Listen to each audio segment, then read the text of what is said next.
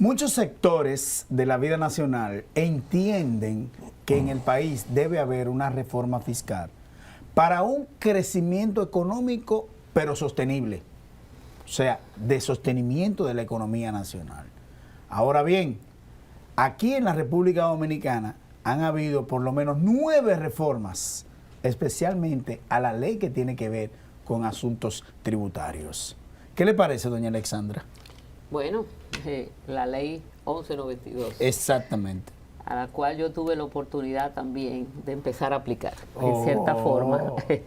Tremenda experiencia. Así fue, así fue. Bueno, al parecer la evasión del gasto público y, ¿por qué no?, también las exenciones, nos ponen como nación entre la espada y la pared. Las voces especializadas coinciden en que la reforma fiscal no puede esperar más. Para hablar al respecto, recibimos con mucho entusiasmo al economista Magín Díaz, amigo, es viceministro de Políticas Fiscales y de Crédito Público del Ministerio de Hacienda, entre muchos otros más. Y obviamente su último cargo, el exdirector general de Impuestos Internos, DGI. Magín, gracias por acompañarnos en el programa de hoy. Como no, gracias a ustedes por invitarme, por tenerme aquí. Un honor para nosotros. Mira, Magín, para empezar, vamos a refrescar un poco. Acabamos de salir de una pandemia. Bueno, de salir, Salimos, no hemos salido, pero hemos pasado una parte bien difícil. Me gustaría tus comentarios de cuál es la situación de la economía, cómo va en términos, por ejemplo, el Banco Central reporta un crecimiento importante, además de ver cuál es tu opinión en torno a estos acontecimientos, en torno a la economía dominicana. Mira, lo que ha vivido el mundo en el último año y medio, pues no tiene precedente, básicamente. Tal vez hace 100 años con la pandemia de 1918 o lo que se vivió en la Segunda Guerra. Y el mundo entero entró al mismo tiempo en una crisis. Eso nunca se había visto. Cuando se ha hablado de crisis anteriormente, por ejemplo, la crisis mundial del 2008, en realidad fueron los 10 países desarrollados. La crisis de la deuda en los 80 fue América Latina, básicamente. Entonces nunca había habido una crisis en que el mundo entero cayera. Casi el 90% de los países tuvo un crecimiento negativo. O sea, no había un manual de cómo enfrentar esto y por eso la economía cayó mucho aquí y en todo el mundo. Ahora, en todo el mundo se hicieron paquetes monetarios y fiscales sin precedentes, sobre todo en Estados Unidos, Europa, y nosotros también. Eso ha hecho que aumente la deuda en el mundo entero, pero también ha permitido esa gran recuperación. Y ya cayendo en la economía dominicana, este año ya con toda seguridad vamos a crecer más de 10%, eso es prácticamente un hecho. Sería la primera vez desde el año 1992. Fue la última vez que la economía creció 2 dígitos, después de la crisis de 1990-91. O sea, sería un crecimiento casi que no se ha vivido en una generación. En los 2 primeros años del presidente Fernández, también después de una crisis, se creció 9% durante 2 años. Pero desde, como dije, del año 92 no se había crecido tanto. Obviamente es una recuperación un poco extraña. La economía está creciendo mucho, pero también ha habido brotes de inflación en algún momento, de aumento de precios que vienen de fuera, o sea, es una inflación importada por el mismo COVID, lo que está pasando en los mercados internacionales, la oferta y la demanda, pues básicamente se volvieron locas, se puede decir así. Las cadenas de suministro se han visto muy afectadas. Entonces también, por un lado, los economistas decimos crecimos mucho, pero la gente en la calle me dice, bueno, pero todos los precios han subido, esto no nos estamos recuperando. La respuesta es que sí nos estamos recuperando en un contexto que nadie había vivido. No hay, como yo dije, un manual. Los bancos centrales tuvieron que aplicar políticas que no habían tomado los gobiernos, tomar muchísima deuda, los organismos internacionales diciéndole a los países endéudense y gasten como locos y después veremos qué hacemos. Entonces, si sumamos todo eso, yo diría que el balance es positivo. Es uno de los países que más rápido se ha recuperado. a otros países de la región le va a tomar mucho más tiempo. Gran parte del empleo se ha recuperado.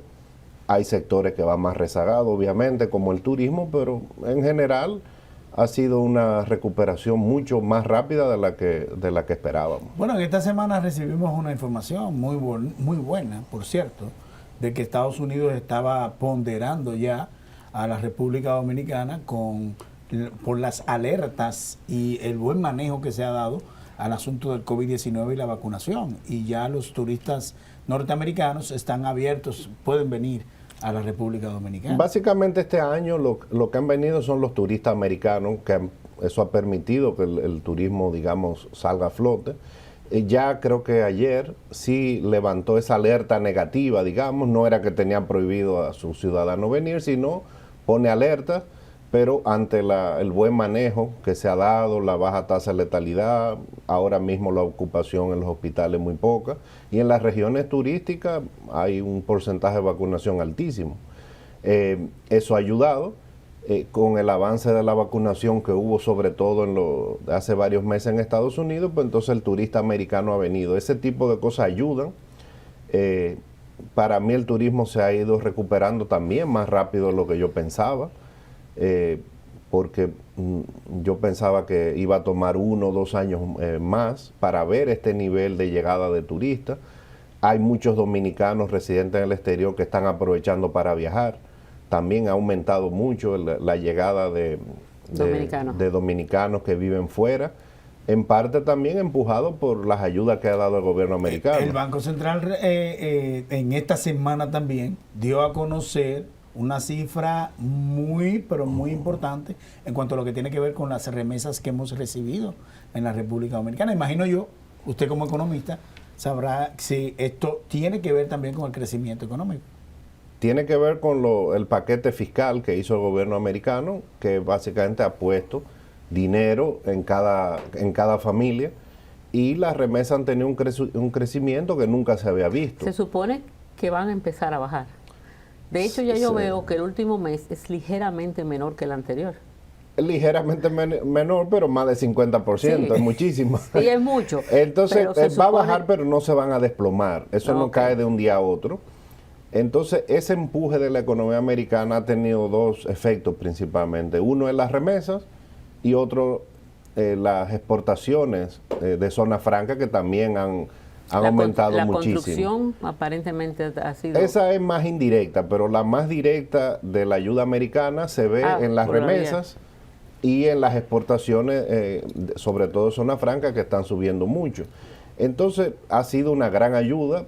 El paquete fiscal que se ha hecho en Estados Unidos tampoco tenía precedentes, pero lo que dijo el gobierno de Biden cuando llegó, y lo dijo su ministra de Hacienda: yo prefiero dar de más y equivocarme de más y no de menos. Si doy de más y la economía se acelera demasiado, eso crea inflación, bueno, después vamos a resolver ese problema. Hablando de inflación, y ya para que pasemos un poco al tema tributario, el impacto de esa inflación, ¿qué tú opinas? ¿Qué va a pasar? ¿Va a bajar? Que tenemos un buen comportamiento de la economía, pero la gente dice, bueno, pero todo está más caro, mi poder adquisitivo ha disminuido. La inflación, tú tienes un artículo que habla de eso. ¿Qué podés decirle a los amigos televidentes? Bueno, lo que yo le puedo decir es que primero había que sobrevivir la crisis de salud.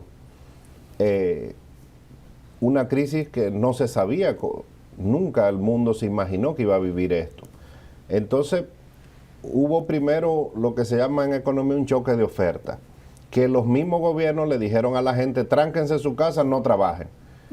Y solo se mantuvo operando básicamente algo del sector agropecuario, algo del comercio, pero en general las empresas paren. La oferta se cayó. Se cayó, porque los gobiernos le dijeron a la gente: váyase a su casa y no trabaje. Pero también se cayó la demanda porque se cayeron los ingresos a la gente. Entonces, es muy raro que haya 2 choques al mismo tiempo, de oferta y de demanda. Pero hubo. Sí, claro. Y todavía persiste. Ahora, ¿qué hicieron los gobiernos? Bueno, vamos a dar ayudas. Vamos a endeudarnos, vamos a sostener los ingresos a las personas a través de programas de ayuda por un lado, y por el lado de la oferta hemos aprendido a convivir con el COVID. Ya todo el mundo sale, trabaja. Yo creo que, excepto en China, ya pocos países están haciendo cierres totales. Se ha aprendido a vivir con eso, pero eso ha hecho que hay sectores, o sea, usted no para una fábrica y al otro día puede producir lo mismo. También está el tema de los fletes, por el tema de... los furgones. Sí, hay cuellos de botella en las líneas de producción. Entonces, tristemente es un efecto importado, no es culpa de la política fiscal o monetaria de la República Dominicana. Aumentaron los precios del petróleo, de los combustibles, de los alimentos. ¿Por qué? Porque también hubo un aumento masivo de la demanda cuando se reactivaron las economías y la oferta de alimentos no iba al mismo nivel, suben los precios. Entonces, este impacto importado es lo que hemos sufrido a lo largo del año. Y la verdad es que uno entiende que es transitorio, de varios meses. Lo que pasa es que vivir ese tránsito es triste, porque hay alimentos que en un momento subieron mucho, los precios de algunos commodities subieron a los niveles más altos históricos. Eso hizo que aumentara aquí el precio del cerdo, del pollo. Y hay cosas que no se controlan. Además de eso, después vino el tema de la fiebre porcina. ¿Qué hizo? La gente se fue a consumir pollo. Y la oferta y la demanda todavía funcionan. O sea, la oferta no podía de un día a otro suplir esa gran demanda. Sube el precio del pollo. Entonces, esto... Todavía el mundo está buscando su equilibrio. Yo creo que va a durar varios meses más. Y los gobiernos, ¿qué pueden hacer? Lo que ha hecho el gobierno. Oiga, yo estoy gratamente sorprendido con usted. Sí, porque usted ha hecho un panorama económico imparcial, objetivo, totalmente. Yo estoy sorprendido. Por eso está invitado a lo bueno. Porque entonces, nuestro programa se trata de lo bueno. ¿Qué pasa?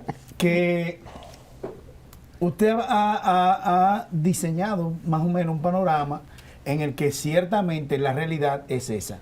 Hay un asunto de la inflación, el crecimiento económico no depende de nosotros, tampoco la inflación.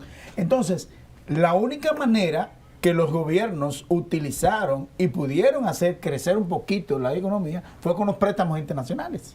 Bueno, ahora bien, también, perdóname, las políticas monetarias que se aplicaron han sido muy importantes para el crecimiento que nosotros tenemos. Lo decía Magín, que hay un asunto de los bancos centrales. Aparte de los préstamos, por eso quise hacer esa aclaración. Hay que decir que el gobernador del Banco Central, Héctor Valdés Alviso, hay que sacarle su plato aparte. La verdad hay que decir. Sin duda. Pero bien, en el aspecto que nos ocupa, ¿nosotros necesitamos una reforma fiscal en la República Dominicana? La respuesta rápida, sí. Sí, yo creo que se necesita, no por la pandemia, es por un tema estructural. Con pandemia o sin pandemia, ya la pandemia ha llevado la deuda pública a casi 70% del PIB. Antes de la pandemia era 50%. Necesitábamos una reforma cuando era 50% y también la necesitamos ahora que es 70% del PIB. O sea, la pandemia ha exacerbado el problema fiscal, pero hay un problema estructural que viene de antes. Es un problema de qué Estado es el que queremos. Y cuando me preguntan, bueno, ¿qué impuesto hay que subir? Yo digo, no, ¿qué Estado queremos primero? ¿Cuál es el tamaño del Estado que queremos? Y lo que yo he visto, tal vez he ocupado cargos, pero hasta cierto punto como observador, es que los dominicanos queremos un Estado que dé muchas cosas, casi como un Estado europeo. Sí. Y de hecho tenemos figuras europeas aquí, como el defensor del pueblo. Es una figura de países nórdicos.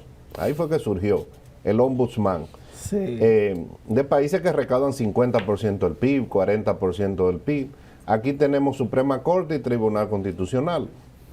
Tenemos Junta Central y Tribunal Electoral. O sea, queremos entonces que el gobierno garantice la seguridad social. Queremos ahora gastar mucho más en salud. Todos tenemos que gastar más en salud.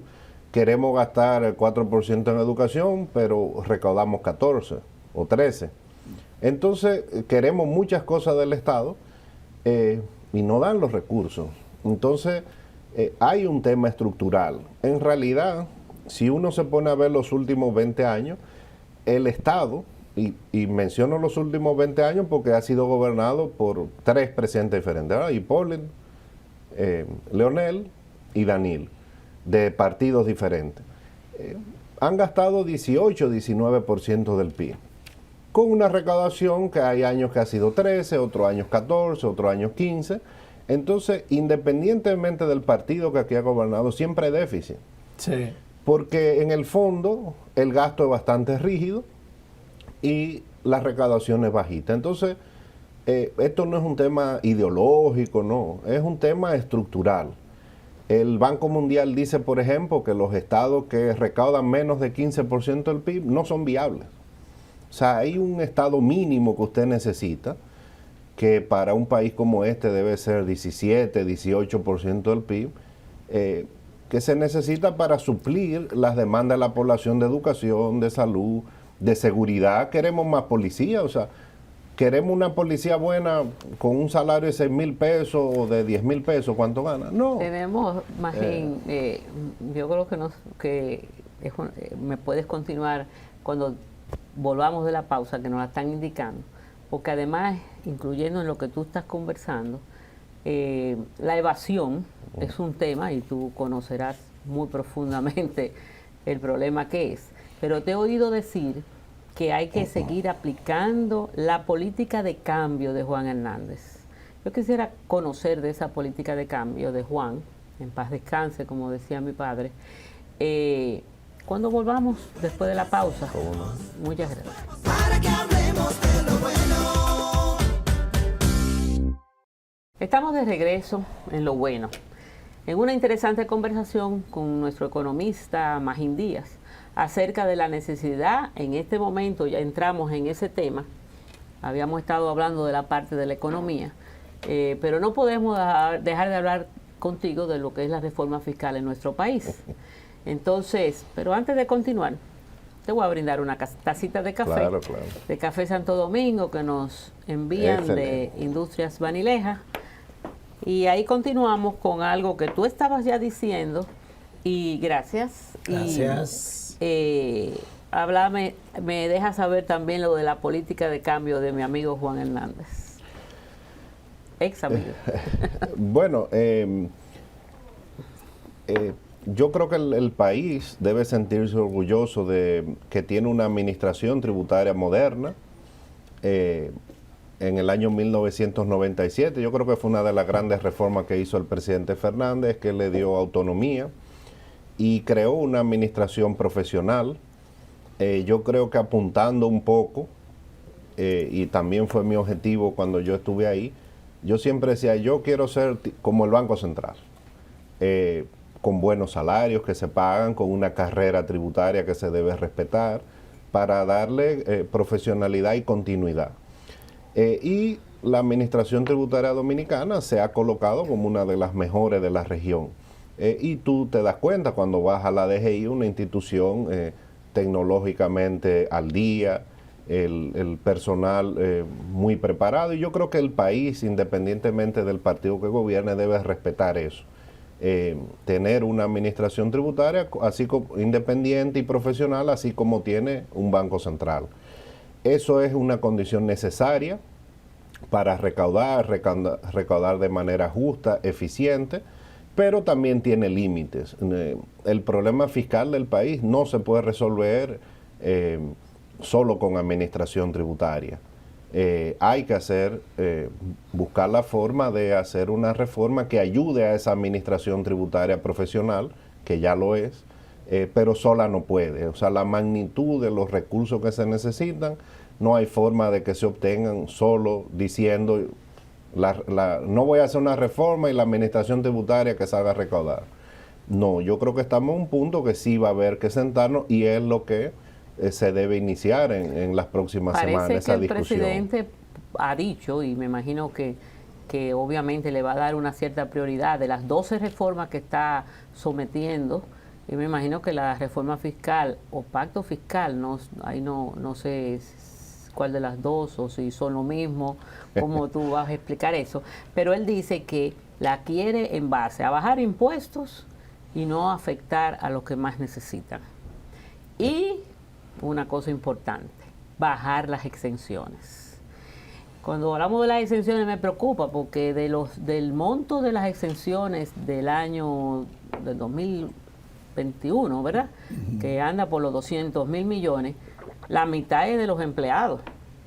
Más de la mitad. Bueno, entonces porque ya hubo un intento de reforma a través de la ley de presupuesto del año pasado, donde le estaban poniendo impuestos a la regalía pascual. Entonces ahí ya estamos afectando la exención que tienen los empleados. Bueno, eso tú eres que puede explicar esto bien. Mira, al final es una cuestión de qué nombre tú le quieras poner. Es lo mismo, el gobierno necesita aumentar la recaudación. Tú le puedes llamar reforma tributaria, reforma fiscal integral, pacto fiscal. Evidentemente, cuando habla el presidente, está hablando el político. Te va a decir el gobierno que va a mejorar la calidad del gasto, Sí. que va a ser más eficiente, pero para la gente de a pie, el tema es que aquí va a haber un aumento de la recaudación. Y lo que se debe discutir en estas mesas que ha convocado el presidente de diálogo es, bueno, cómo vamos a lograr ese aumento de las recaudaciones. Pero que no le quepa la duda a nadie que aquí no se quiere bajar impuestos, lo que se quiere es subir las recaudaciones. Como una estrategia hasta mercadológica, diría yo, algunas tasas podrían bajar un poquito para vender la reforma. Mercadológicamente, que la gente acepte eso. La gente no va a entender mucho eso.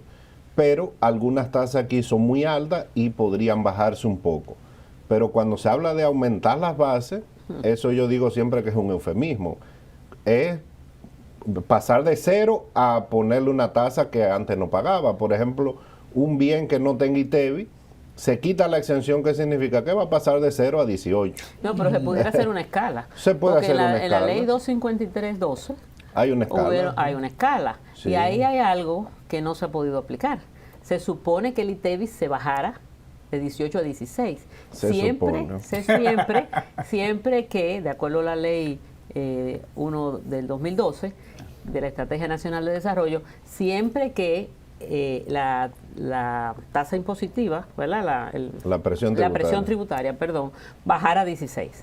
No ha bajado, o suba a 16. Sí. No ha sucedido. Pero yo entiendo que no bajar el ITEVIS es complicado en este momento. Porque Mira, si simplemente es aumentar la base. Hay estrategias. Aquí, de hecho, hay dos tasas.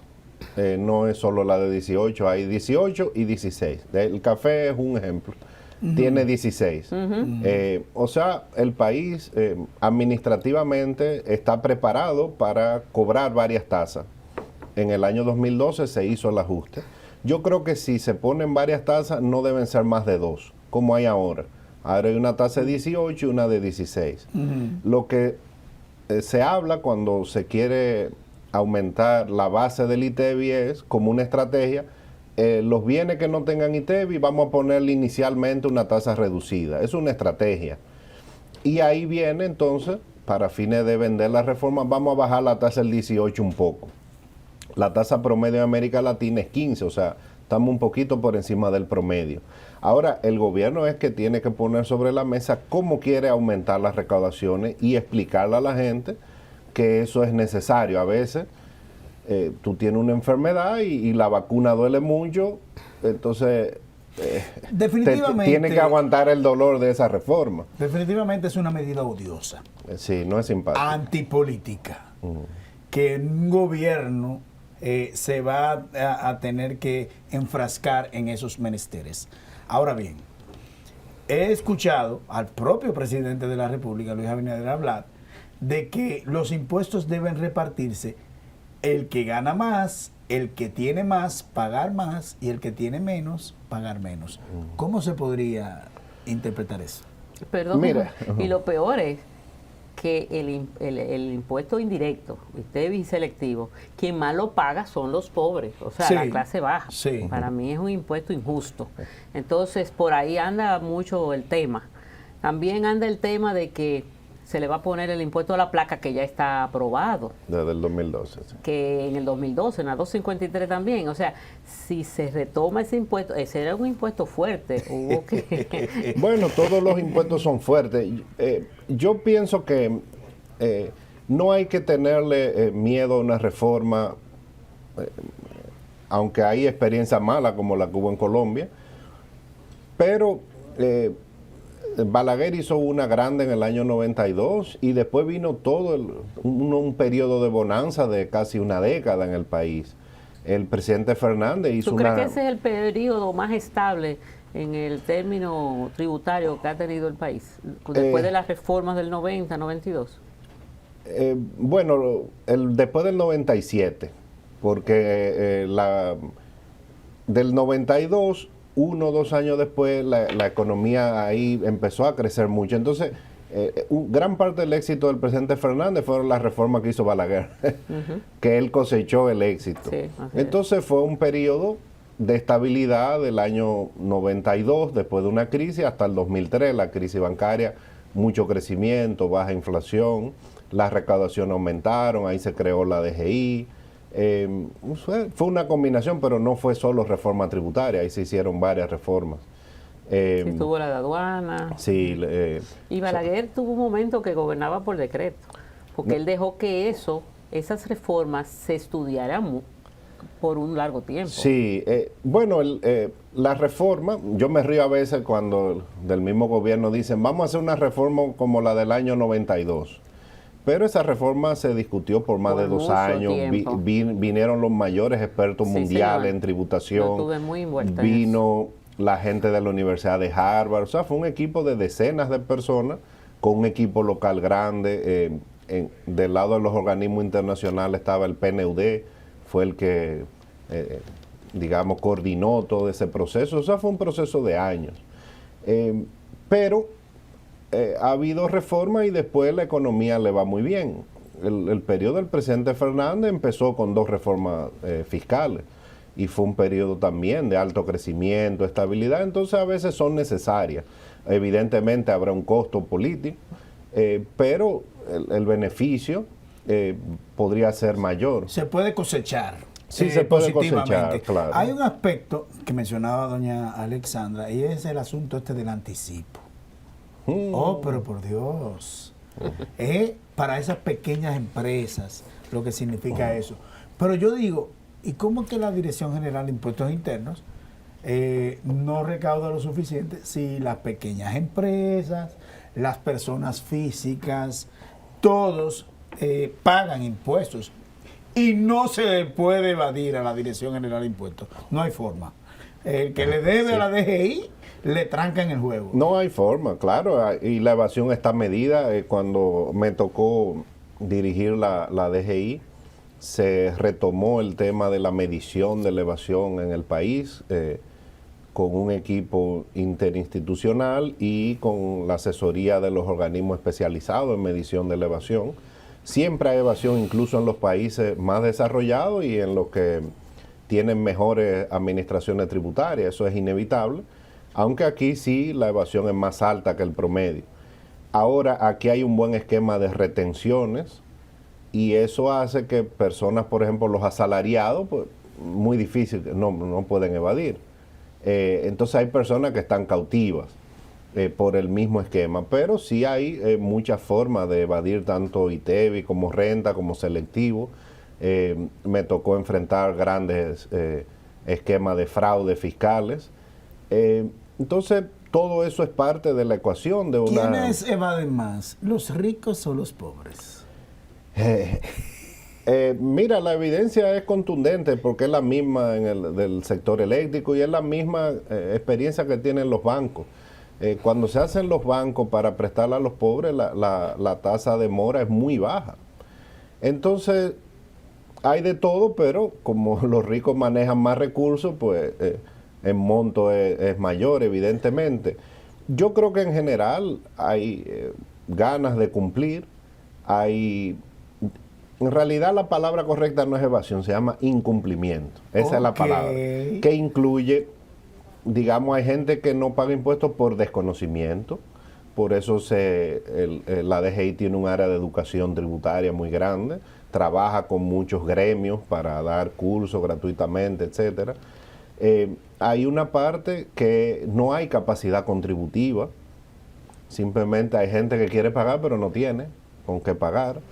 Pero hay gente que ya hace fraude. Sí. Que ya eso... Son tramposos. Sí, es un tema No, ya ya penal. eso es Entonces, otra. hay muchas cosas, es una combinación. Hay personas que... Hay un tema aquí de moral tributaria, que eso se mide y dice, no, el gasto es malo, el gobierno se lo roban los políticos, yo no pago.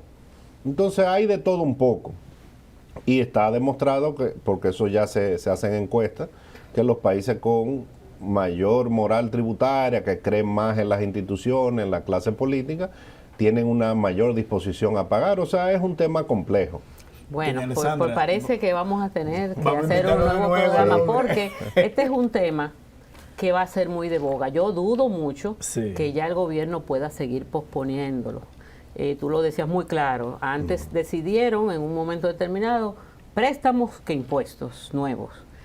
Ya se está agotando el tema préstamos. La reforma fiscal o pacto fiscal no se puede atropellar, esa es otra, debe ser discutida. Hablaste de que se discutió en un momento determinado hasta por 2 años. Tal vez ahora no hay el tiempo para eso, pero habrá que hacerlo. Pero ahora nosotros sí tenemos la obligación de cerrar el programa. Entonces, te damos las gracias por ¿Cómo habernos no? acompañado, Elías. Este ha sido un programa muy interesante, muy muy bueno.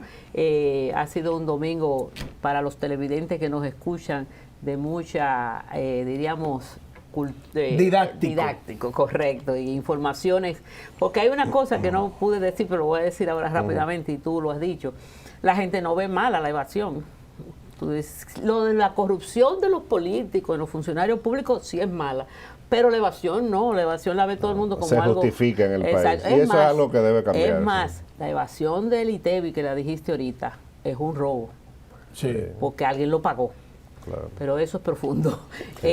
Lo que no debe nunca es hacerse una exención o como que le llaman a cuando hacen leyes para borrón y cuenta nueva. Claro, amnistía. La amnistía fiscal a un ITEVI es terrible. Dándote la despedida y darte las gracias por haber estado.